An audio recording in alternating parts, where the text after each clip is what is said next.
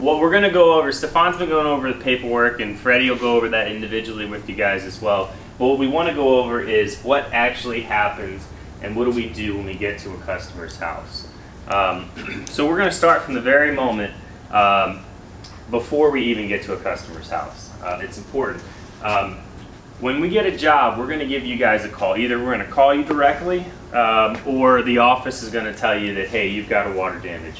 What is the response time for a technician who's on call to get back to the office? As fast as possible.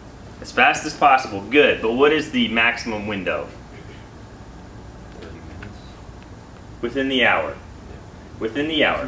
So that means wherever you are, let's say you're grocery shopping, that gives you enough time to finish up, get those groceries in the refrigerator, and get to the office within the hour. Why is that important? The longer it takes you to get there, the more damage can possibly be done to the house. Right. More specifically, every program that we're on has a requirement that we get to the job within 2 hours. That's not possible if it takes you 2 hours to get to the office, okay? So we need you guys to be available to be to the office within an hour when you're on call. Does everybody know what they get paid when they're on call? Additional? Technicians? James? Yeah, $100? Yep. Help, 50, 75. 50 bucks. What if we have two techs on call for some reason? Oh, that's easy. You both get 100. Yeah. And that is simply for the inconvenience of being on call. You get your hourly rate in addition to it, but the $100 is for the inconvenience. Why is it inconvenient? Because maybe you don't go planning to see a 3-hour movie when you're on call because either you're going to have to leave in the middle of it, odds are, or you can't do it. So it's really important that you were able to respond within an hour. What we can't hear is that, oh, I'm an hour away.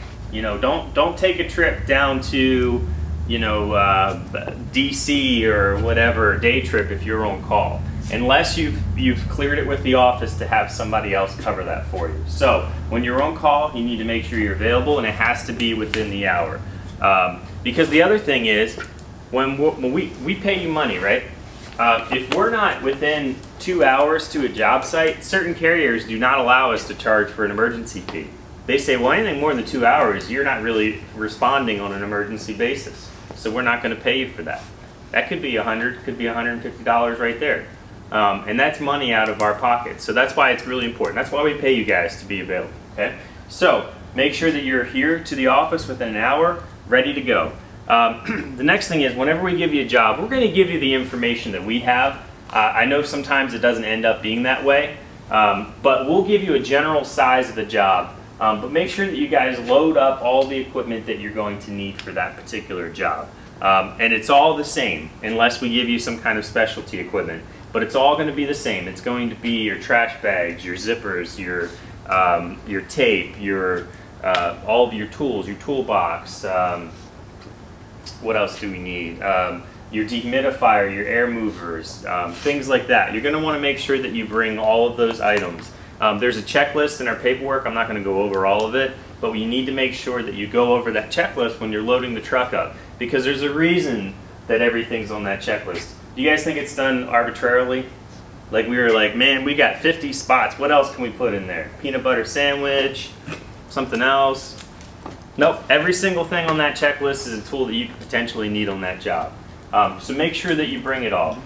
Before you leave, double check the truck. I can't tell you how many times we've had guys go out to a job, we've had a crew respond, and whatever you left is, I guarantee you, it's going to be the thing that you need. If you have a Allen wrench set that you're supposed to have in your toolbox, I guarantee you if you don't, that you're going to need it to take a bed apart or something like that to do the job properly. So make sure that we're prepared, because we can't get to a job and not be prepared. It wastes everyone's time. It wastes the homeowner's time. It wastes our time. It makes us less profitable. Okay? So make sure that you guys are prepared before you get there. Once you're prepared, double check the truck, get in the truck, and get going. Now remember, you want to be prepared for everything that you could possibly need. Whatever you don't use, when you get back, make sure that goes back in its place wherever you got it from. There's a place for everything on the shelf. There's bays where certain things go, such as pumps and things like that. you know, it's really important that that stuff gets taken back out of your truck at the end of the day and put back where it belongs. Because what's going to happen is if you don't, it just keeps piling up and things get left in vehicles. So you've left the office here. You're on your way to the job. What should we do? Call a customer. Let them know that you're on the way. Remember, this isn't a planned visit. This is an emergency for them. Some customers are calmer than others. Some it's happened to before, but I can almost guarantee anybody been to a customer's house where the customer is physically in tears, upset? Yeah, I've had it over the phone before too. I mean, it happens. So make sure that you call them, let them know that you're on the way. That's a really important step because it just kind of keeps them in the loop. You know, they're literally sitting there just waiting, anticipating for us to come. If we call them and say, hey, we'll be there in 30, 45 minutes, that's just a little bit of a weight off their shoulder to let them know that we're on our way. What are some things that you might want to tell the customer on that initial phone call? Good. What else? Possibility of a deductible. Let's start off with the basic. First thing, tell them your name. This is James from HydroClean. I'm on my way. That way, when you show up to the house and you say, hi, I'm James, they already know you're coming, right? Start off with your name. Tell them how long it's going to be before you be there, or before you arrive, approximately. What else do you think might be a good thing to tell them? The office tells them this when we book appointments. At least we do a lot of the time. We need the driveway cleared. We need access to the house. Okay? It's going to be a waste of time if you show up to the house and there's 9 cars in the driveway. Let them know that ahead of time. I'm going to need to park near the house so that we can, you know, run our equipment in and out. Can you make sure the driveway is clear? If it's not, ask them if they have parking. If it's somewhere like Annapolis or downtown Bel Air, or let's say, you know, somewhere in Baltimore City, you know, parking might be an issue. So we would need to say, hey, is there somewhere where we can park? Can you save us parking? That happens too. You know, maybe you can say something like, you know, if you could, if they say, yeah, well, there's one spot where my car is in it, say, okay, if I give you a call when I get there, would we be able to swap vehicles, you know? Parking's an issue, so make sure that you go over that on the phone. Tell them how long you're going to be there. Keep it simple, keep it sweet. Ask them if they have any questions. Yes? Yeah, one thing too, don't tell them you're just with HydroClean. Make sure you tell them you're with HydroClean and Certified Restoration. Some programs say it says HydroClean, some say it says Certified Restoration. If you say I'm HydroClean, they'll say, well, no, I'm not expecting you, I'm expecting Certified Restoration. So make sure you tell them both names. That's a good point. Yeah, anybody see a customer confused? That happens sometimes. So yeah, HydroClean Certified Restoration, one word. Or not one word, but one mouthful. All right, so we get to the customer's house. What's the first thing we do once we get there? We park in the driveway, right? We're going to want to introduce ourselves, both the helper, the technician, and the helper. Remember, this isn't something that someone's planned for. This isn't a HydroClean customer that we've cleaned their carpet for years and they know the gig.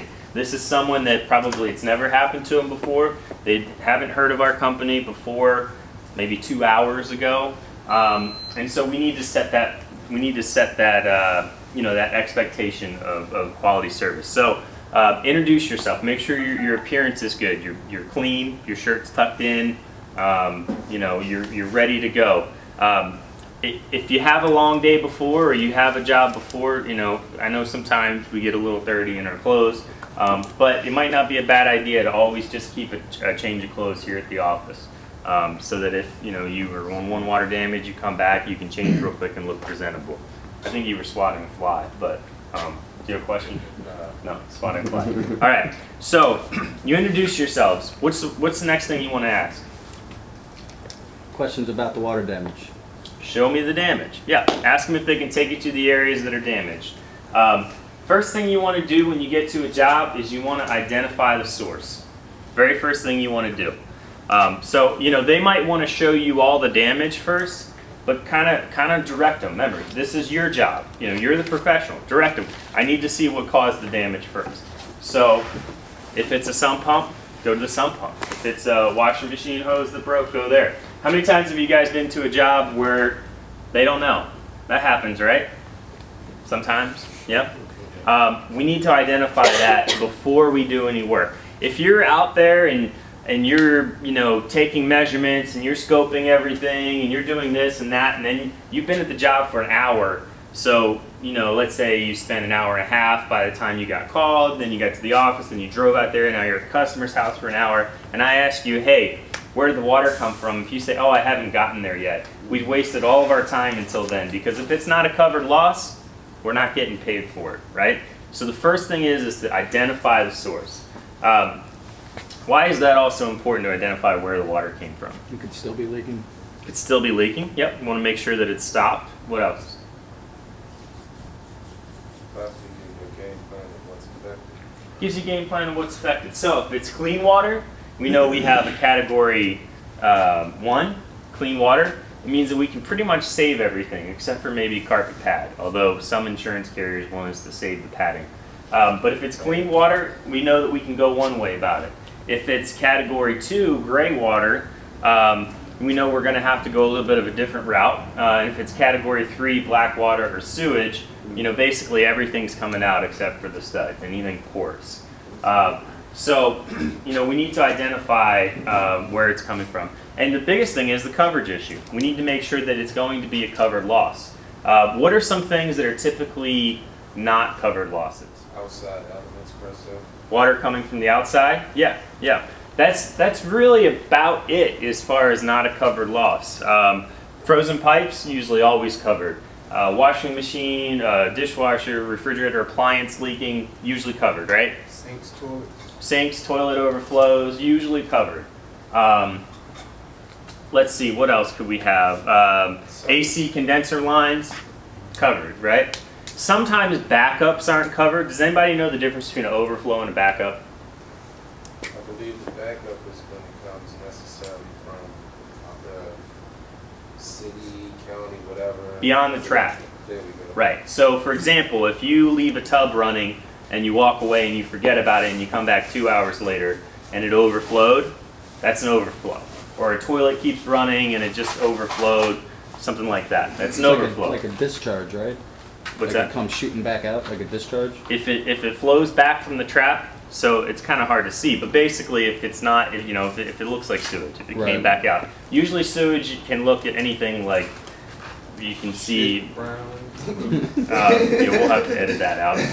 But it can look anything from actually seeing feces to just seeing basically gray water that looks like newspaper. Anything like that. So you want to make sure that you identify it. The reason that sewage is important to identify is sometimes there's limits or caps on those policies. Sometimes they're $2,500, $5,000, $10,000, $15,000. That sounds, $15,000 might sound like a good bit of money, but by the time we go and clean everything and they need to do repair work, that's not a lot of money. So you know, we need to make sure that we identify that as soon as possible. After we identify the source, the next thing that we want to do is identify the rooms in the areas that are damaged and infected. So how do we do that? Hydro sensors. Visual test. Yes, let's do both, okay? So the first thing James said was visual, and Zach here said using our tools, our sensors, okay? If you walk into a room and you can see that the carpet's wet and the ceiling is dripping, is it worth our time to take a reading on that carpet? No. Not really. Now Stefan might tell you different because we need to do moisture readings, but I'll give you a little percentage here. If you step on the carpet and you see water, what percentage is it wet? 100%, that's right. And if you see water dripping from the ceiling, what percentage is that wet? It off the muscle again. It's 100%, okay? So let's use our eyes and use our tools. So if you go into a room and you can see it's visibly soaked or saturated, if we want to use a technical term, that's 100%. We'll say, okay, that room's wet. But what you want to do is if you have one room that's wet, that you know that's wet, and it looks like that might be the only room, you need to check every room and every adjacent room, the room next to it, the room behind it, the room in front of it, whatever. Because what we can't do is we can't miss an area. That's really bad. Mold can start to grow and all that kind of stuff. So we need to establish what areas are wet. So let's back up a little bit. When we have water, and Zach, I went over this with you, and you guys should know this as well. When we have a water loss, we have three basic categories of water, potential water loss. What are the categories? 1, 2, and 3, right? What's category 1? Clean. Clean water. Clean water, right? What is a source where clean water would come from? Kitchen sink? No. Wash it. Well, It maybe it's depends who on said the toilet. toilet. If there's anything in it, Yeah. then that would be gray. If it's feces, it would be black. What about if it came from the back of the toilet or like a supply line? Yeah, that's That would be clean. That's clean water. Yep, a pipe that broke, clean water. Hot water heater that broke. That happens a lot. Clean Clean water. So, be clean water? No, not clean water. That'd be either Gray. gray or black, depending. So basically any plumbing pipe that breaks, a fixture that breaks, it's clean water. Okay. Category 2 is gray water. Okay. So gray water isn't sewage, but it's not something that you would say it's clean enough to drink. What's an example of gray water? Wash machine, right? You know, it's not sewage, but if you take someone's dirty clothes, you put water in it, you soak it, you strain it through it, and you pour that out in a glass, would you drink it? No. No, it's pretty gross. It would start to smell after a couple hours or a day or whatever. So that's gray water. What's another example of gray water? Dishwasher. Yep. If a dishwasher is actually running and it leaks, that's gray water. Now, if it's just like a plumbing supply line or fixture that went to it, that would be clean water. Exactly. What's another example of gray water? Zach said it a little earlier. Did I? Yeah. I don't Let's say someone goes to flush a toilet. It's just urine, right? Like a Oh, kid yeah. does it. This happens. They might put about half a roll of toilet paper in it, go to flush it, it doesn't flush, it overflows. That's technically gray water. Now, it's kind of gross, but it's gray water, okay? What's the third category? Black sewage. Black water. Okay. Oh, let's go back one more. A sump pump is considered gray water when the drain comes from the ground. So what that means is that a lot of sump pumps are either one of three things. Either it's a drain inside the house that drains to a sump pump and pumps it out. Anybody seen an old basement with a, unfinished basement with a floor drain in the middle of it? That's mine. Okay. A lot of times those go to sump pumps. Okay. work. Yeah. The other type is a French drain, some kind of drainage system inside the house that directs it to the sump pump. Okay. So basically, what's happening is water is coming through the ground, it's soaking down, it gets into the drain, and then it pumps it out, right? But it's filtered through the ground. The third kind is, anybody ever seen a stairwell with the drain in the bottom of it? Okay. A lot of times those drains will go, it's the stupidest design, but that drain will go into the house, into a sump pump, and then pump it right back out. That's considered black water because, or category 3, because it's groundwater, basically. It runs over the ground, it picks up whatever animal droppings and whatever else is on the ground, and it goes into the house. So it's important to identify that. The difference between a sump pump that drains from a French drain and a sump pump that drains from a stairwell in the back, it decides how we're going to go about it. If it's from a French drain sump pump, we're probably going to save the carpet if we're responding pretty quickly. If it's from over the ground, we're going to pull it out. So there's a reason that we need to identify that, is because it depends on what we're doing. Now, you guys are still calling a manager, and we're going to give you the ultimate decision on it, but you need to understand the process to kind of help you make you a better tech and make you the professional to the customer. Now, there's also, in addition to 3 categories of losses, there's 3 classes of losses. And a class is how much of the room or the area is affected. So, a class 1 would be what? Minimal damage, rather. Floors. Just the floors. Yeah. They changed. They changed it? Well, hold on. Floors and baseboard height. Right? It's all percentage now. It all goes by percentage? Yep. To how much of the room is affected? 0 to 5% of a room is class 1. 5 to 40, class 2, and anything above that, class 3. Okay. So when he I says want to say that again so they What's your can write that, question make again? sure they write that down. It's important for you guys to know. 0 to 5%, class 1. Or 0. Yeah, so even if before it used to be, if it was just the floor, it was class 1, but they decided, oh, we don't like that, we're not changing it. So percentage-wise, 5%. So you have a room, a little bit of the area, you can figure it out. If it's under 5%, that's class 1. I would say 95% of the jobs we do, we're dealing with a class 2. 'Cause What is class 2? which is 5% to 40%. And then class 3? Anything above 40. James. Slight question on these numbers here. You say 0 to 5 and then 5 to 40. Right. How can you use 0 to 5 literally and then 5 to 40? You can't Okay, do 5.1, then 40 is going to be technical. Six would be 41. I mean, if you do the math, if it's 5.1, technically that's a class 2, even though you're like, really, it's like 0.1. But here's the deal. It's not just the amount of the floor affected, it's the whole room. Floor, walls, and ceilings. So if the floor is, if it's a 10 by 10 room, right, then that's 100 square feet. So you have 100 square feet on the floor, 100 square feet on the ceiling. If it's 8-foot ceilings, that's 80 square feet per wall, right? And 8 times 4 is what? 32. 32, that's 320. So that's 520 square feet. That's the total room. Okay, so that's where you use the percentage of it. What would be an example of 5%? A puddle on the floor, maybe less than 5. Right. Let's say you go into a basement and the plumbing line leaked through the ceiling, and it's you just have to open up a small little patch, right? That's the only time that it's going to be category 1, okay, or class 1. I'm You sorry. can not also category. go into amount of time. I mean, if they're going to be there to do the whole thing in less than an hour, that's probably going to be under 5%, right? No, because if you have the whole floor that's wet and it takes you 15 minutes to extract it, that's still 25% of the room, technically. Yeah. 25% of the affected areas.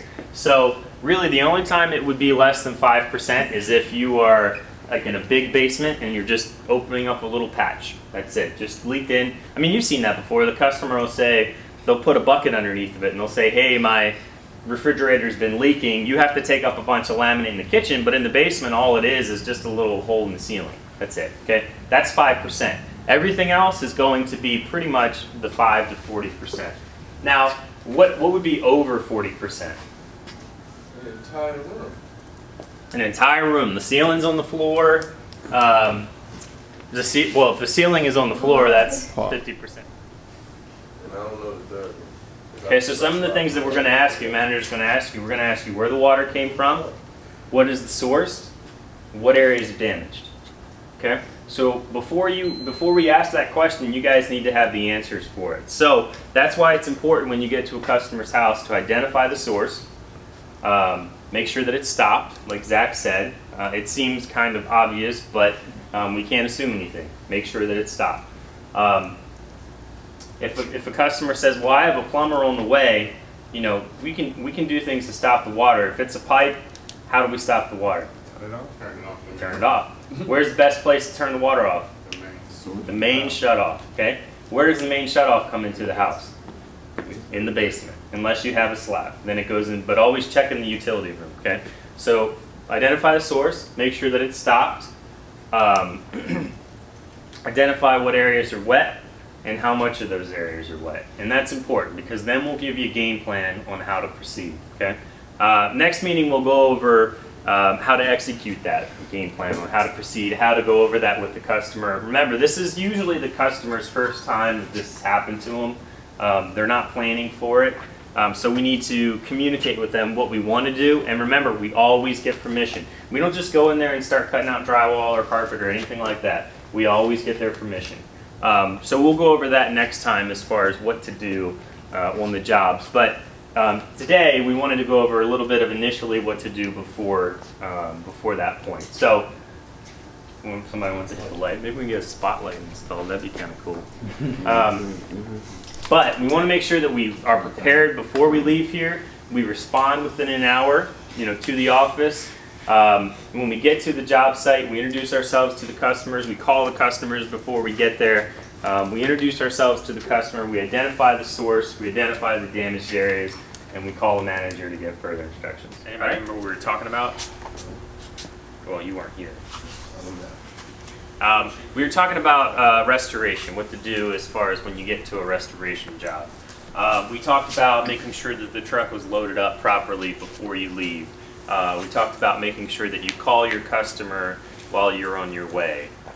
We talked about making sure that when you get there, you assess the damage and that it's the right, determination about the damage and so on and so forth. You need a minute? Right there, what you said. You're writing it down? Oh, okay. Oh, okay. All right. We need to make sure that it's the right determination, what kind of class, what kind of category, that sort of thing. So, real quick, everybody remember the categories?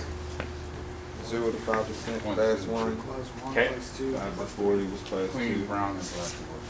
Okay, I'm getting a whole bunch of different things. 0 to what? 5%.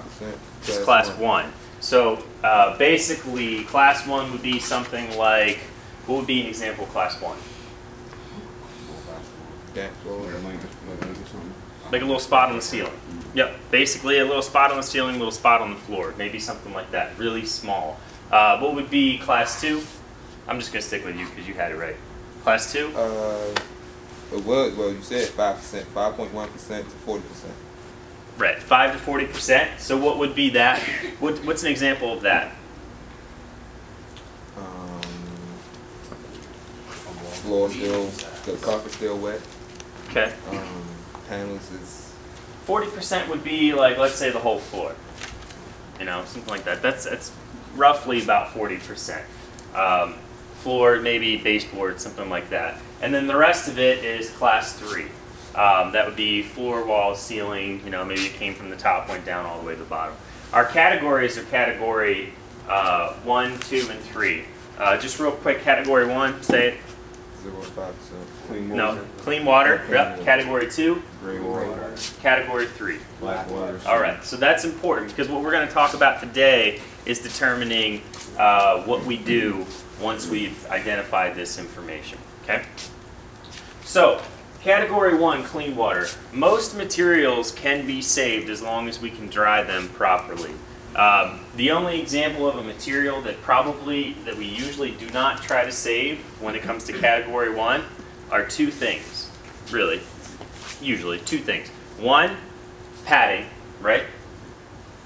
Anybody ever saved padding before? No? Dave, you've saved padding before. I guarantee you probably saved padding before, Trevor. What would be the example of when we would try to save padding? There's really only 2 reasons we would. One would be if the insurance carrier, such as Liberty Mutual, sometimes doesn't approve us to remove padding. Or 2, and this is more likely the case, what if it's a small little area? Let's say it's a family room or something, and something like that. it's clean water, it's an ice maker that leaked or something like that. It's only been a couple hours, and it's a little 2x2 area. So instead of ripping up that carpet, potentially damaging it, anytime we pull carpet, there's a chance that we can damage it. And then removing the pad, that we can get out with the water claw, extract that as much as we can, apply some antimicrobial, extract it again, and then save the padding. But normally padding is still removed on category 1. What's the other thing that we have to address and look for when we're looking at category 1 water that we need to be removed? James, you got anything back there? No? Insulation. And the reason for that is if there's wet insulation, even if it's category 1, we need to be able to get some kind of an airflow to it to make sure that it's going to dry properly. So we would need to either open up the baseboards or something like that. The rest of the items we can technically save. Drywall, we don't need to cut drywall out.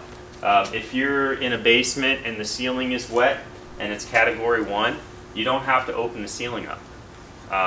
Not unless we have some suspicion that there is insulation between the floors. Okay? What would give you guys reason to believe, or how would you find out if there's insulation between the floors? Stepping over. What's that? Stepping over. Stepping over? Stepping on it. Well, On the floor? We're talking about in the ceiling. James? if you test it or not on it, you should be able to tell the difference because there's no insulation going to be hollow saying. Sometimes, yeah. If you knock on it, what James was saying is if you knock on it or tap on it, sometimes you can hear, that it sounds hollow. That would mean that there probably isn't insulation. If it sounds like it's instead of a hollow sound, just like a thud, there might be. What's an easy way to? No, we don't want to cut holes yet. Although we can, that is one way. Ask the homeowner. Let's start there. You know, a lot of the times they won't know, but sometimes they might.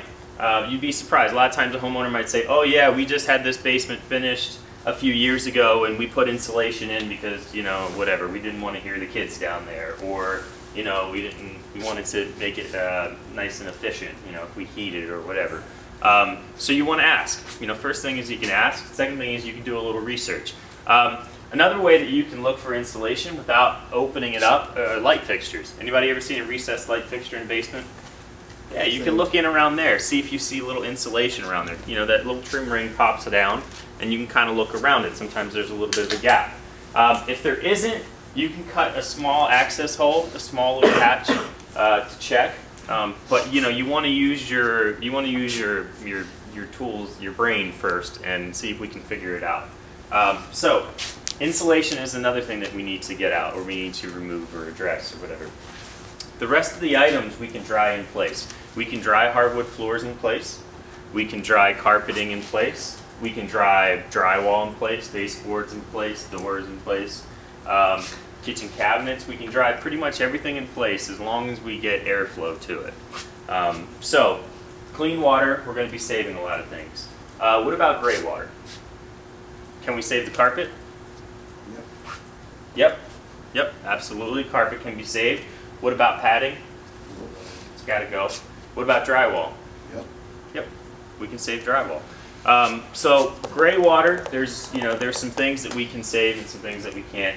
But generally speaking, yeah, padding's definitely going to go. Carpet should be able to be saved, and it's similar to clean water in that aspect. What about black water? Category 3.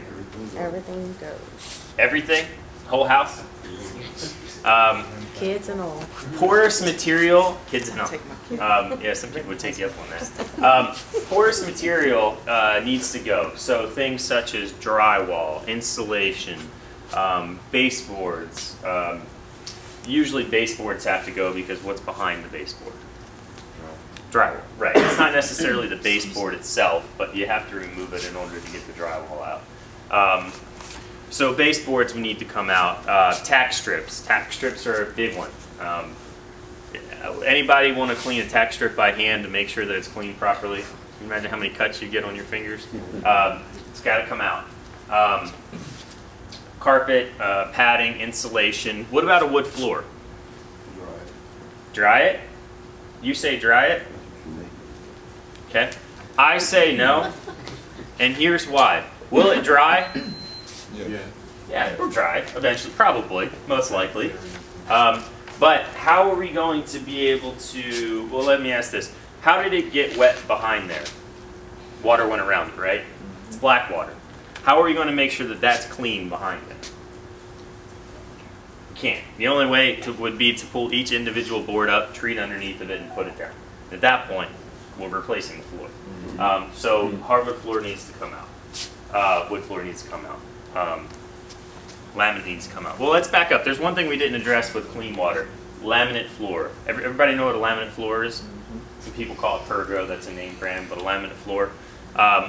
Once the laminate floor gets wet, it really needs to come up. What if we know that it's wet, but it's not showing any buckling or anything like that? Do we still need to pull it up?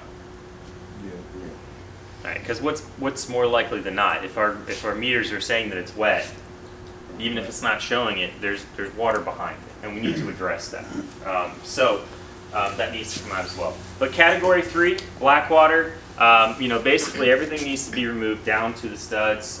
Doors. A lot of times we're missing doors on jobs. We'll go there and we'll remove a bunch of drywall, and we'll do this and we'll do that, and then I'll go down in a basement and there might be 8 doors, and they're all swelled up at the bottom, and they haven't been removed. So we have to take those off as well. So once we get a game plan, what is our next step? Once we've identified what class it is, we've identified what category it is, we've come up with a scope of what we want to do as far as what we want to remove, how we want to dry the job. What's our next step?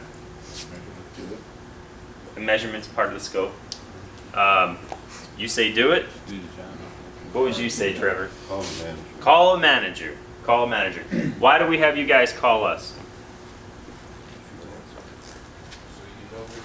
So we know what's going on, right? We want to make sure that we're all on the same page. Okay. If you're new to it, we might, you might have an idea, and we might give you a totally different idea. You guys have been doing it for a while. There's a lot of times where we just say, "Yep, sounds good." Okay, whatever, something like that. But we want to make sure that we're on the same page. It's for quality control. It keeps you guys from, it takes some of the liability from you. It allows us to make those decisions. Plus, if we're going to have to put the notes in, it helps us to be aware of what's going on. So call a manager, and we'll give you guys the green light or the red light. We'll tell you if there's any changes that we want you to make. And then from that point, your next step is to have a conversation with the customer. This is important. Remember, it's the customer's house. More likely than not, this is the first time it's happened to them. Sometimes we get there and it's like the 4th or 5th time we've been there personally. But usually it's, that hasn't happened to them very often. So anything that we do, we recommend this is what needs to be done by industry standards. But at the same point, we always have to obtain permission from the customer. Okay? So you want to go over it with them. Do a walkthrough if you need to. You can talk to them at the kitchen table, ask them if they would like to do a walkthrough, but always make sure that you're on the same page. What we can't have, and what happens sometimes, is that, you'll have a conversation with the customer, and then you'll leave, and the customer will say, well, I didn't realize they were going to take out that much. I thought they were just going to take a little bit of drywall or something like that. So make sure it's abundantly clear with the customer. Ask them if they have any questions. Make sure you go over that with them. Don't just say something like, we're going to remove some drywall and a little bit of carpet, and then we'll, set up some fans and be done. And then the customer comes back downstairs and the whole basement's been cut. So make sure that that's abundantly clear. All right, so we have a scope. Now we're going to do the work. Okay. Before we do the work, what are some things that we want to identify? Mold. Okay. Well, yeah. Let's back up. We actually didn't cover mold. If you see mold, what is the rule for mold? Well, yes, we'll go over that in the scope, but what's the general rule as far as how to address it? 10% over, don't touch. 10 square feet. If it's less than 10 square feet, let's say, there's a little bit of mold on a baseboard in a bathroom or something like that, we can remove it. What if there's a little bit of mold in one room and a little bit of mold in another room? If it's less than 10 square feet, no. Well, okay. If it's less than 10 square feet, we can clean that. We can remove it, we can do that right then. If it's more than 10 square feet, what's the rule? Contain, right? We need to contain it. And no air movement, no air movers, okay? So you want to make sure that you contain the area one way or another, whether you're containing it at the doorway, which would be general containment, or if you want to do local containment, you actually put the plastic directly over the mold. That's the most effective way. But if it's a whole room, we're not going to be able to do that. But if it's a small enough area where you can put plastic over it, seal it off with plastic, put a dehumidifier in the area, and leave it for a manager. Of course, you're going to let the manager know when you talk to them and you go over the scope, but you don't want to spread those spores. In addition to mold, what's another thing that we want to keep an eye out for on a job? Termites. Okay, yeah, we can take pictures of termites, but what else? Damage contents. Potential hazards. This is what we're going at. Asbestos, right? Anybody seen asbestos before? Yeah, exactly. What's the most common form of asbestos we see around here? 9x9 tiles. Okay, 9 inches by 9 inches. If you're unsure of what that is, we can actually give you a tile. You can look at it. We can show you photos of it. But it's literally a 9-inch tile by a 9-inch tile. You have a tape measure? Measure it. Yeah, you'll see. So 9x9 tile. Whenever we see that, that throws up a red flag. We have to stop, and we have to note in the file that there is a suspected asbestos material on site. Another asbestos material could be an old house. If you're working in a house with plaster, okay. If there's plaster, you don't want to just go in there and tear it all out on an emergency level. Okay. Now, if some of it's already come down and open, we can do that. But you don't want to just get in there and start tearing a house out, because there is a potential. It's low. It's very low. but there is a potential that there could be asbestos in it. What's another form of asbestos? Anybody know the third one usually? I want to see the covering on some work on copper pipes. Yeah, insulation. Now, it's very rare for that to be in a home. Usually that was a commercial application and most of that has already been remediated. But if you see on pipes, if you see a wrap, like an old, usually it's like a white or painted wrap, or something that looks really, like kind of like a thick insulation on the pipe, that could potentially be asbestos. So, what we want to do in an area that has asbestos is we don't want to put air movement, okay? We still need to address it, we still need to dry it, we can place a dehumidifier, but we don't want to put air movement on it. Why? Now, why? Why?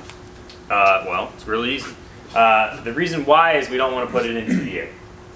If you put it into the air, then you're putting people at risk. So we want to make sure that we are not blowing the asbestos-contained material around. Now, the odds of it actually being able to be blown around are next to nothing when it comes to the floor. More of an issue is with the plaster and if we see the insulation. I don't know that I've ever run into insulation on a job. I don't think we've actually ever seen that because again, it was usually commercial applications, but it can happen. Where we see it a lot is in the floor and sometimes in the plaster. So you want to make sure you contain the area just like mold. So whether you're putting up a temporary wall or just sealing off a door, you want to seal the vents and you want to make sure that you set up a dehumidifier. You'll also want to make sure that you get a sample for us. Okay, so if there's a loose tile or somewhere where you can, get one tile to come up, you can do that, put it into an ITEL bag, and make sure that we have that sample. If it's a piece of plaster, make sure you get a sizable enough piece and get that back to us. What if it's all intact, there's no tiles loose or missing or anything like that, the whole floor is in really good shape? If there's no loose or popping up tiles or anything like that, then we leave it in place. We don't get a sample, we don't disturb the floor, but we still cannot leave an air mover. It would just be a dehumidifier. Yep. And take pictures. Yep. And we'll go over this with you guys in the scope, but we want you to be aware of it. Okay? Because the more aware you are, the quicker these scopes are going to go. You're going to be able to identify these things and talk to us really quickly. We're not going to have to ask you, 50 questions in a row. All right? Any questions on asbestos material or potential mold? It's pretty much the same. Generally speaking, what do? No air movers, right? Set up a dehumidifier and contain it. Okay? If it's less than 10 square feet, we clean it. We clean it and we cut it out, whatever the case might be. If it's something that we can wipe off, like paneling or something, we'll wipe it off. But if it's drywall or anything like that. So, now it gets down to the business of doing the work. You want to identify any potential contents that are damaged or affected. You want to make sure you get photographs of them. You want to make sure that they get put on the inventory if they are damaged. So if it's an item that is damaged by the water, it needs to go on the inventory. If there's any pre-existing damage, you need photos of that, something that's not related.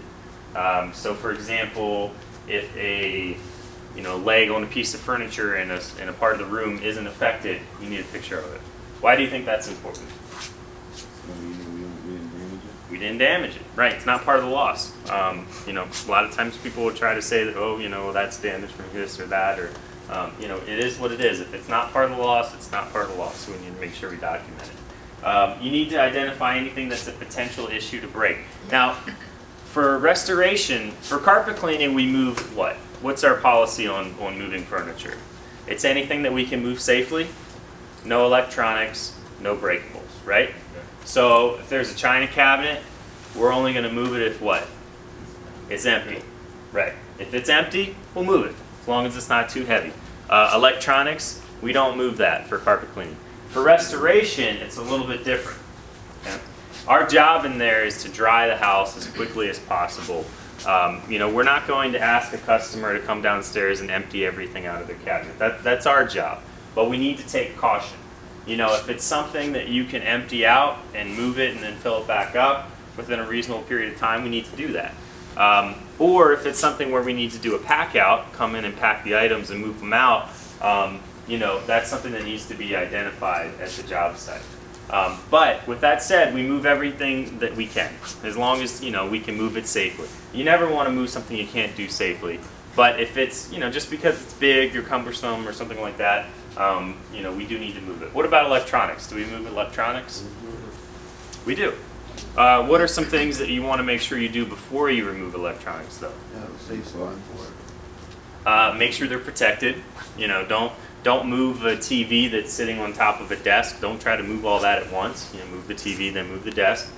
Make sure they're unplugged first. Okay, I know that sounds dumb, but that's happened before. Somebody starts moving something that's not unplugged. Either it falls over and breaks, or it rips the cord out of the wall. Okay? So make sure it's unplugged, and make sure that it's not just the power cord that's unplugged. TVs have other things like HDMI cables, coaxial cables, things like that. Make sure that they're all unplugged, and make sure you've identified, and I know this sounds dumb, but make sure you've identified where you're going to move them ahead of time. The conversation with your helper shouldn't be, while you're carrying a TV, where are we going to put this? You know, identify a clean, safe, protected area if you can ahead of time to move the television. Another good idea is to let the homeowner know what you're doing. You know, hey, we're going to have to move these contents out of here. Here's where we're going to put them. Again, we want to keep the homeowner in the loop. We don't want them to come down to the basement and be surprised and go, well, I don't know where anything is.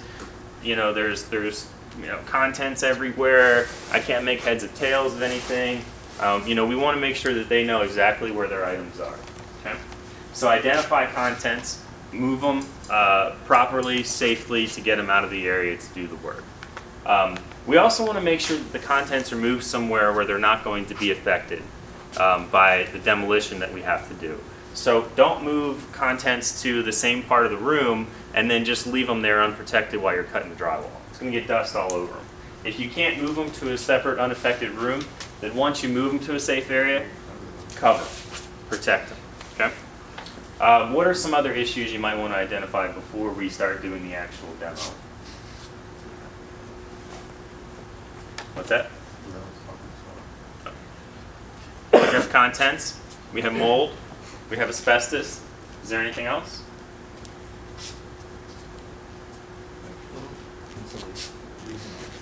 Let's talk about pre-existing damage. Okay, we touched on it with contents, but what about pre-existing damage from another water damage? You know, maybe we get into a room and yeah, you know, the toilet leaked and whatever, we can see that. But what about in the corner of the basement where you can tell it's been leaking through the door? Okay, we need to make sure we identify that. Take plenty of pictures, let the homeowner know that this is pre-existing, and let a manager know that it's pre-existing and document it. Okay? So when you upload your photos, make sure that that's documented as well. Because with the insurance process, everything needs to be documented, and we need to make sure that it's identified ahead of time. Okay? If it's pre-existing and there's more than 10 square feet of mold, it's going to affect things. It's going to affect how we do the job. So make sure that's identified and communicated back to us. Okay? Now, we've done all that. We've gone over the scope. We've got permission to do the work. When we begin the work, remember, you know, you guys are supervising the technicians who are on site. You're responsible for the job. You're supervising it. So you need to make sure that whoever you're working with has a clear idea of exactly what we're doing before they do it. Okay? That's your job to communicate that. So what we don't want to have happen is that, you know, you tell your helper or your assistant or whoever's with you something and remove a little bit of drywall here, and they remove a lot more than that. You know, we need to make sure that that's communicated clearly. And we need to make sure that the proper containment is set up because we want to minimize dust. We cannot have dust going through someone's house when we're cutting drywall. We need to keep it clean. It needs to be a nice, clean, professional job. And the only way to do that is to set up containment. So, and precautions. So what are some areas that we want to make sure that we seal off and protect? Contents, right? Make sure that we cover contents.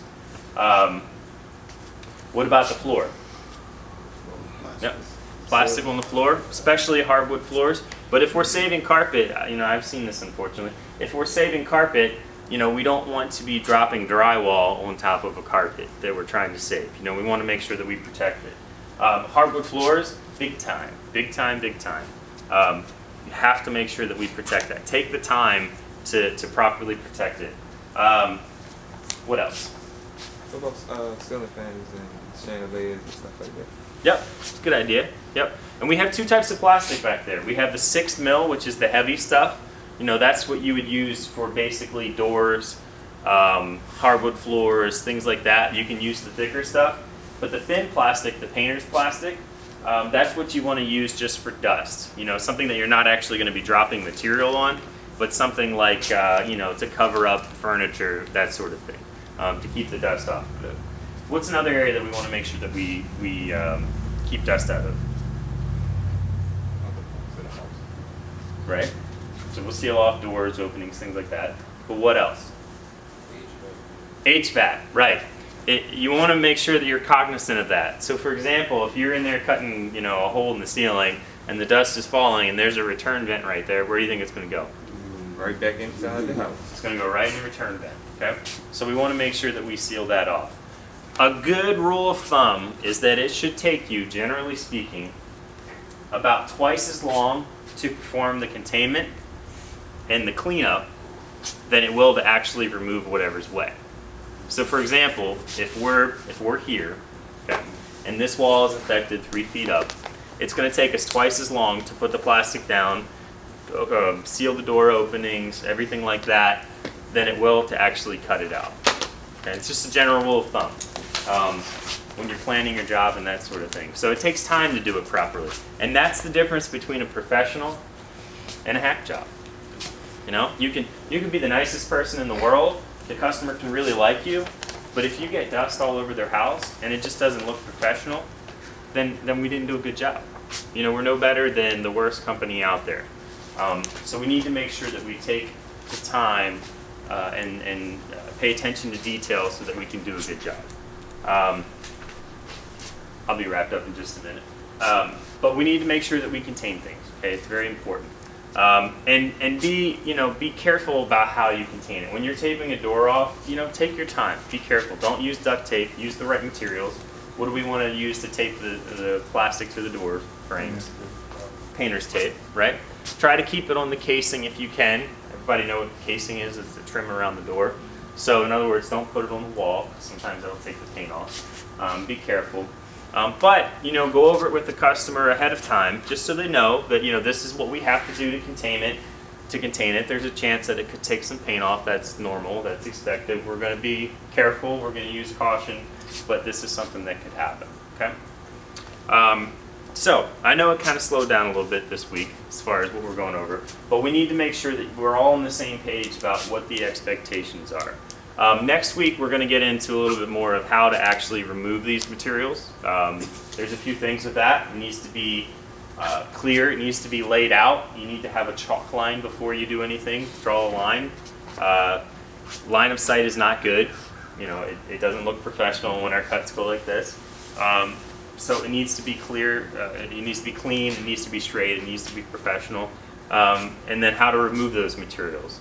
Because there's a lot of issues that can happen if those materials are not removed from the homes properly. So for example, if you have wet carpet in the basement and you roll it up and you walk it through the customer's house and it drips water all the way from the basement to the front door, that's bad. That's real bad. Same thing with drywall. I can't tell you, and we'll get into this, pet peeve of mine, is when you get to a job site and you see the drywall stains in the driveway. Totally unprofessional. Because what does that mean? How does the drywall stain get in the driveway? You drag the bag. Yep, someone drug the bag because they loaded it up too heavy, and then they leave a drywall stain. Okay, we control how money is spent here. We want to be as profitable as possible, but don't load a bag up so heavy that you can't carry it. We'll pay for the other bag, and we'll get into all that next week about the little things that separate a professional company from somebody who's not. So we'll get into that as well. So we talked about category, we talked about class, we talked about calling the customer ahead of time, we talked about making sure that we're loaded up with proper materials, we talked about communicating to the customer what we're going to do beforehand. We talked about calling in a scope to the manager and getting permission. We talked about identifying potential hazards such as mold, asbestos, pre-existing damage, things like that. And then we talked about containment and setting up before we do the demolition. Another thing, just along the containment lines, is we want to make sure that any area of the house that we have to walk through to access, that we protect that flooring as well. So plastic, furniture towel, whatever the case might be, we want to make sure that we protect it. And we want to make sure that we use the least invasive route through a home. Okay. So I've seen this before where a customer will have a nice, bay door to the basement, and for some reason we're walking through the house every time to get in and out. We don't want to potentially cause damage to an area that we're not really working in. So we'll go over that next week as well, and I'll quiz you guys to make sure that we're all on the same page about what we went over the week before. All right. In one, maybe it's a really large basement, that sort of thing. But with dehumidifiers, we want to make sure that we set them up properly. We verify that they're running before we leave, and we make sure that that hose, the drain hose, is run to a drain and secured. Okay. So the best way to do that is to run it to either a sink or a shower or something like that, where you can actually make a loop and tie it around the fixture itself so that it doesn't pull out of the drain.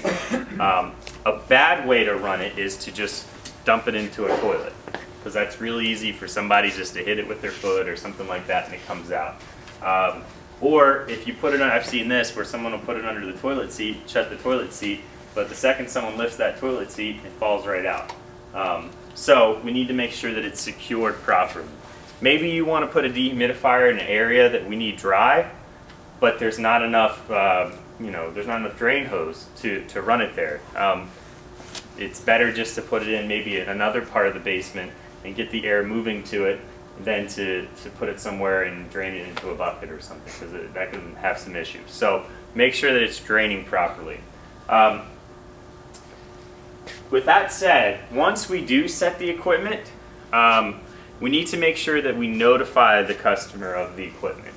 Okay. Well, you know what? We'll go over this in a second. We'll go back to this. So once we set the equipment, what's the next thing that we do? Pictures, right? We need to document the equipment. We need to document what the job looks like. So we talked about taking pictures beforehand, getting a picture from one side of the room to the other, getting a close-up of the damage, getting a far-away picture of the actual room. We don't want pictures of each little bit of the room. We want to be able to tell a story. So you want to tell the big picture of the whole room, but then the small pictures of the actual damaged areas or anything unique or like that.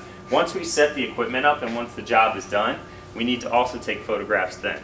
For example, it allows the insurance company to say, okay, they did remove that much drywall, they did remove that much baseboard, they did set 4 air movers and a dehumidifier. Most insurance, I would say about 50% of the insurance companies require that we have photographic documentation of the equipment for us to be able to charge that equipment daily. I would say we can make a bet you guys can come back to me in a couple years. Within 5 years, I think all of them are probably going to go that way. Okay, because they're going to say, well, if you can't show us a picture, then we don't know that you actually had it there. So we need to make sure that we document that. That's big money. We make most of our money from the equipment. What we actually pay you guys, opposed to what they pay us to do the work, isn't that much.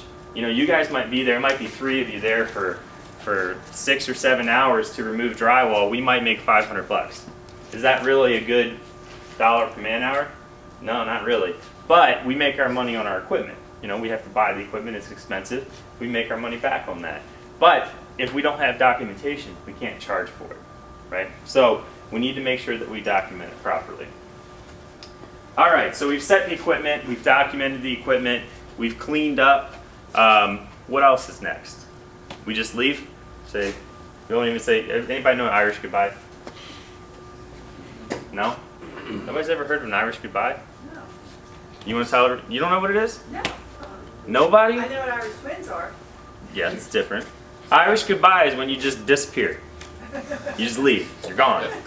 Nobody's ever heard of that. Yeah. Okay, all right. Maybe different cultures have different names for it. Yeah. We don't just leave. You guys laugh, but that's actually happened before. I've had a customer call me and say, "Are they coming back? Are they done? I don't know. They just left." You know, we can't have that. We need to close out the job. Okay, and by closing out the job, some of the things that we need to do is we need to, one, go back and before you talk to the customer, make sure that you didn't miss anything. You know, make sure that there wasn't any area missed. Just do a once over, walk through it, make sure everything's clean. You know, it's pretty common if you're working with a helper or another technician for you guys to be working in different areas to split things up. Maybe you instructed that person to remove some padding or drywall or whatever. Make sure it's done. Okay, make sure it's cleaned up. If they did remove it, make sure that it looks good. You know, do a walkthrough before you do a walkthrough with the customer. Okay, you want to make sure that you have all your documents, your pictures, things like that. You know, once you've done all that and you know you're good to go, walk through with the customer. Show them what you did. Show them, you know, how the air movers are placed, that sort of thing. You want to bring to the attention of the homeowner the equipment. Okay, what'll happen sometimes after we leave? Maybe they'll run a hair dryer or a vacuum or something and it'll trip the breakers, right? Okay? How many homeowners know where their breaker panels are? A good portion of them, but a good portion of them don't. Okay? We don't want to get that phone call at whatever, 10 o'clock at night. Oh, I decided to do some late night vacuuming and now I can't see anything because it tripped, and they don't know where their panel is. So get them to you know, identify where their panel is then. Explain to them that, hey, this equipment's running. It doesn't pull a whole lot of electricity, but if you know, plug in a vacuum or run something, it might trip the equipment. Here's how to reset it. Okay? Make sure you show the customers that by actually going to their box. I'm pointing at the box behind you, James. Or on the equipment. Sometimes the equipment, some of these air movers have little switches on them. They reset it. Okay? Make sure you show them that. Because if it's on a Saturday and they're not available on Sunday, if it trips Saturday night, we don't want to go in 24 hours without the equipment running. So make sure you show them that. Make sure you show them how to turn the dehumidifiers back on if they go off. You know, you actually have to plug them in and then you have to hit the start button and it has a delay. Make sure you show them how the dehumidifier drains are run, where they are run, and what I always tell a customer is I tell them to keep an eye on it. Because then it's kind of their responsibility. We ran it here. It's, you know, it's going to pump out water. And I tell them, believe it or not, those things pump out about 80 pints of water a day. Does anybody know how much water 80 pints is? How many pints to a gallon? There's 4 quarts to a gallon, right? 2 pints to a quart. So it's 8 quarts per gallon, right? 16 pints per gallon. So let's take 80 divided by 16. Who's got that? Stefan? We have to edit this out. About 5, 6 gallons. It's a lot. Fill up a 5-gallon bucket. That's what I tell them. It'll fill up a 5-gallon bucket. So if you forget to check it, how much? 13 gallons? Okay. So two 5-gallon buckets. A little bit more. So what you want to tell the homeowners, hey, you know, I ran this drain line here, it's running into here, I tied it around the pipe so it doesn't come loose. You know, make sure that you check this at least once, twice a day. You know, if they have pets, if they have kids, if they have other people living in the house that aren't home at the time and might not know. I've seen it where a homeowner, somebody will run into a shower, a homeowner will take it and throw it, you know, just throw it on the bathroom floor because they got to take a shower. They don't know what it is really. Well, what you can tell them is it's the equivalent of taking about 2.5 5-gallon buckets and just dumping them out. That's how much water will you know, be here if you take this cord out. So make sure that they know to check it and to make sure that it's running into the drain properly. Okay. Once that's done, you ask them if there's anything else you could do. If there's trash, you let them know that, you know, we couldn't fit it all now, but you're going to call in a trash pickup and the office will be in touch with you to schedule that. You want to let them know about a manager or someone coming back out to monitor the equipment. You can say that. What you don't want to tell them is that you will have a manager here by this time or that time. That creates a problem for us. That puts constraints on us that we might not be able to fulfill for a customer. And then once we can't fulfill them, we're disappointing the customer. So you do not want to say you will have a manager here at this point or that point. but you can bring it to their attention that we're going to have to monitor this equipment, and the office will be in touch with you to schedule. Okay? Once that's done, the customer says everything looks great, hopefully gives you a tip for the work that you guys did, you can leave. Is that the end of the day? Is that it? Everything's over, you just come back, park the truck, go home?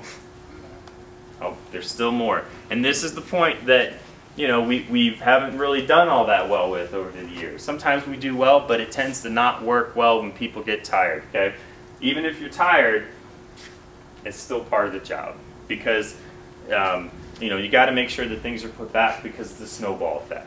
You know, if you don't complete your job, then it makes a little bit more work for the next person, and a little bit more work for the next person, and it just gets bad. So when you get back, you need to make sure that you put the stuff that you did not use back on the shelves.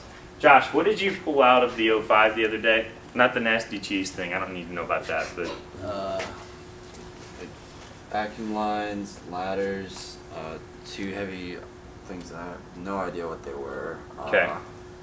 Bunch of two miscellaneous pressure lines, stuff. Yeah. What do we usually find in vehicles? Ladders, rolls of trash bags that roll up under the seats or wherever. Half-used bottles of Microband, random tools, brushes, dust cans, things like that. They can't be in the trucks. They got to go back to the shelves. Wherever you found them, that's where they go back. Okay. You need to clean all the trash out of the vehicles. What's the only time that you don't clean trash out of the vehicles? When dumpster's full. How about this? When you get permission not to. Because, I know, generally speaking, the dumpster's full is probably about the most common time. But if we're getting a dump first thing in the morning, we'll probably tell you, we'll set it, if it's all bagged up and nice like it's supposed to be, we'll probably say set it right next to it. They're going to dump it sometime, probably 5 in the morning. As soon as we get to work, we'll put it in the dumpster. Okay? Because what's going to happen is it's easier for us to do that in the morning real quick than for someone to show up. You know, Trevor, you show up to do a carpet cleaning job and you got a truck full of trash from someone's job the night before. You know, it's going to take you a lot more time than if somebody just left it next to the dumpster. So every day, every job, the trucks need to be empty unless otherwise given permission. All right. But it doesn't just stop there. You guys need to empty the trucks, clean them out. You know, they need to be clean, swept, whatever it is. If you got a little bit of drywall debris in the back, clean it out. Sometimes you might have to move things around in order to fit equipment. You know, maybe you take some bottles off the shelf or, you know, whatever. All that needs to go back into the truck and restocked, okay? You need to make sure that whatever you took off as far as tools, you know, maybe you took off the furniture tool and the, you know, whatever, Hydroforce, just, you know, spray. Whatever you take off, make sure that goes back, okay? Here's another thing that we need to be doing. If you do extraction, you need to make sure that you clean the filter out, back filter, and you need to make sure you do a backwash. Now, it doesn't have to be a full backwash where you're, you know, doing the whole unit, but you need to run clean water through that pump, especially if you do a lot of extraction. If you extract a little bit of clean water or something like that, well then, you know, you can call us and I'll probably give you an exemption. But if you're doing any kind of like a backup, like a sewage backup or anything like that, it needs to be backwashed right then. Because Dave goes out and does a sewer backup, doesn't do a backwash, and then James has a carpet cleaning truck or a carpet job the next day, you don't want to show up to that customer and have a smell or anything like that. You know, it's kind of gross. So not only that, but it won't work as well. You know, if that vacuum blower is dirty, it's not going to work as well. So it takes a little bit of time when you get back, but realistically, how much extra time with 2 people doing that would it take? Maybe half an hour, 45 minutes. Backwash takes a few minutes. Not that long. And there's things that you guys can be doing and your helper can be doing. So for example, you can be sending up photos and the documents and things like that, scanning it, and your helper can be cleaning the vehicle out, and then you can do the backwash and, you know, that sort of thing. So we need to make sure that we run efficiently, but things need to be done properly. All right? All right, final thing. Once you get back, everything's back on the shelf, the trucks are cleaned out, customers are happy, they've been communicated with. You need to make sure that you get those documents in. You need to upload the photos to Dropbox. You need to upload the paperwork, the packets, all the filled out customer information. You need to make sure that goes in the Dropbox. Now, we have Wi-Fi here for a reason. You know, we don't want you guys to have to use all of your data up, although data's getting cheaper and cheaper. But we don't want you to have to use all your data up to send the information on the job. And sometimes you have signal problems. You might not have signal to send it. But we always have good Wi-Fi here, so when you get back, make sure that's sent. We can't chase you guys for that information. You know, we need to be proactive about it. We can't always be reactive, because if Freddie's got 4 claims on her desk one morning, she's not going to chase you guys down for it. And if we don't have it, then you know that's an incident. Sounds kind of silly to make an incident about that, but it's a big deal. It really doesn't allow us to do our job. It would be like if we told you to do a water job and you know there wasn't a truck or there wasn't any dehumidifiers or something here or whatever it might be. So we need to make sure that you guys turn that in. Once that's in, everything's cleaned up, and the job's done. All right? Any questions? No? Everybody's got it, so we're going to be doing every job 100% right from now on? That's a plan, anyways. All right? Anything else you guys want to add to that? Yeah, I just wanted to touch base with baseboards. You mentioned about... It's punny. Punny. What? I said it's punny. You want to touch base. If you say so. Just with the baseboards, when you guys remove them, if it's clean water, just because you're pulling the baseboards off, the plan is to remove them with the intention of them being reinstalled. It's not you took the baseboard off and you just tear it up and you just throw it away. If you take them off, you take your time, they're in good shape, they're going to be reused. So it's just because you took baseboards off doesn't mean we just toss it and you get rid of it. Because if a water heater leak, that's clean water, and the baseboards have to come off because we're venting, why would the baseboards be tossed? So if we go and there are no baseboards, where did they go? Why? I mean, sometimes there are people when they put baseboards on, they put it on so that they'll put glue and nails and screws, and a nuke could hit that house and the baseboards would be intact. But generally speaking, if you're removing baseboards, especially on clean water losses, the plan is to be able to put them back. And use common sense. Everybody has a pretty good eye for quality. You guys can look at something and say that looks expensive or this looks cheap, right? No? Okay, we'll work on that. But if you're doing a house and it's it's a really nice area, really nice house, a lot of custom stuff, you can tell this house has a lot of money, and it's baseboard that's about 8 inches high with a bunch of ornate trim, save that. If it's a basement where the baseboard is pretty, it's common, it's just like contractor pack type of stuff, and it's MD, and most baseboard's hardwood, some baseboard is actually a pressed board. You guys have seen that before, it swells up. If it swells up, don't save it, But if it's something that looks like, hey, this might be hard to match, or this is expensive, or it's oversized, or that sort of thing, yeah, save it, because we can put that back, clean it, treat it, put it back, paint it, and not have to run around. When we do repair jobs, what takes a lot of time is the stupid little stuff, like running around to 4 different places to find 5 feet of a piece of trim. So yeah, save that if we can. Okay, be careful when you're taking it off. Try not to crack.